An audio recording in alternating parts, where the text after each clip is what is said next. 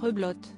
Après une cérémonie sans accroc, ou presque, dans la magnifique abbaye de Westminster, à Londres, Charles III sera couronné une seconde fois à Édimbourg, comme le gouvernement écossais l'a annoncé vendredi dernier. L'Écosse accueillera le nouveau roi et la nouvelle reine en juillet et organisera une série d'événements pour marquer le couronnement.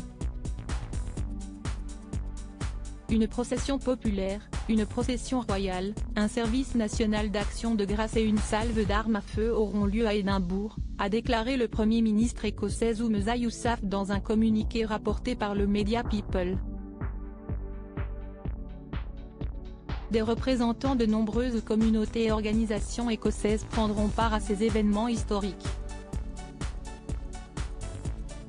Les personnes qui souhaitent marquer cet événement historique peuvent s'impliquer en regardant la retransmission télévisée ou en assistant aux événements en personne, a complété l'homme politique de 38 ans.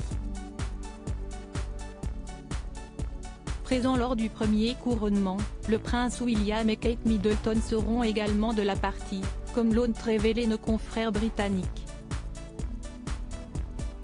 Au cours de cette journée, le duc et la duchesse de Rothesay, comme les Écossais aiment à les appeler, participeront à une procession depuis le palais de Holyrood, leur résidence royale, jusqu'à la cathédrale Saint-Gilles à Édimbourg.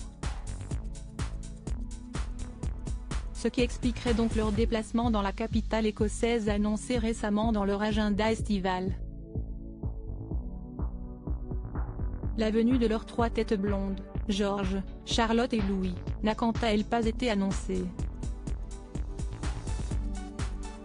Le mystère plane encore. Supérieur à couronnement Charles III, la famille royale salue la foule depuis le balcon de Buckingham Palace, sans le prince Harry Carl III couronné en Écosse dans la pure tradition. Lors de ce nouveau couronnement à Édimbourg, le fils de la regrettée Élisabeth II se verra poser sur le sommet de son crâne la couronne du roi Jacques V d'Écosse et sera décoré d'un sceptre et d'une épée d'État. Les honneurs seront réalisés dans le cadre d'une procession populaire à laquelle participeront une centaine de personnes représentant des aspects de la vie écossaise, selon le communiqué du gouvernement.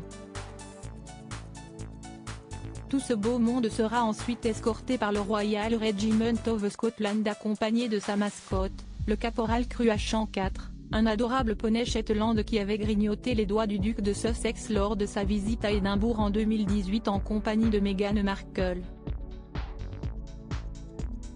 Puis, à la fin du service religieux, une salve de 21 coups de canon sera tirée depuis le château d'Édimbourg et le cortège royal marchera vers le palais de Holyrood afin de se délecter d'un défilé aérien de la Royal Air Force. Un sacré programme. Article écrit en collaboration avec 6 médias Crédit Photo, Backgrid USA.